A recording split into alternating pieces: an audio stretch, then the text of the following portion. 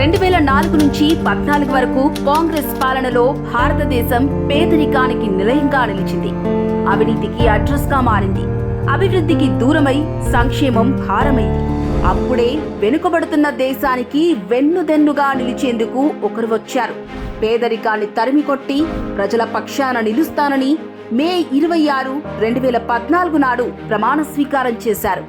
నాడు పేదరికంతో ప్రారంభమైన ఈ భారతదేశ ప్రస్థానం 11 ఏళ్లలో ఏం సాధించిందో తెలుసా? పీఎం గరీబ్ కళ్యాణ్ అన్న యోజనతో పేదల ఆకలి తీరింది. జల్ జీవన్ మిషన్తో 12 కోట్ల మందికి పైగా గ్రామీణ కుటుంబాలకు కుళాయి నీరు చేరింది. సంక్షేమ పథకాలతో 25 కోట్ల మందికి పేదరికం దూరమైంది. 22,000 కోట్ల కిసాన్ సమ్మాన్ నిధులతో అన్నదాతలకు భరోసా దక్కింది. పీఎం ఆవాస్ యోజన ద్వారా 4 కోట్ల మందికి సొంతింటి కల సాకారమైంది. ఎన్నో సంక్షేమ పథకాలకు భారత్ సాక్ష్యంగా నిలిచింది.